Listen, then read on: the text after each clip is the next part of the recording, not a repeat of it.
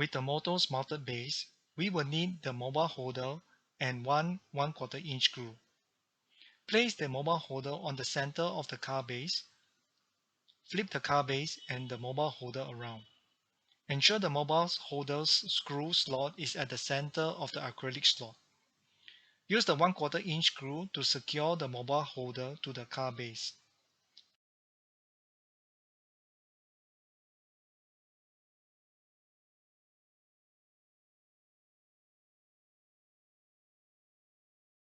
Here we need another mobile holder, side pillar acrylic, and two 1/4 inch screws.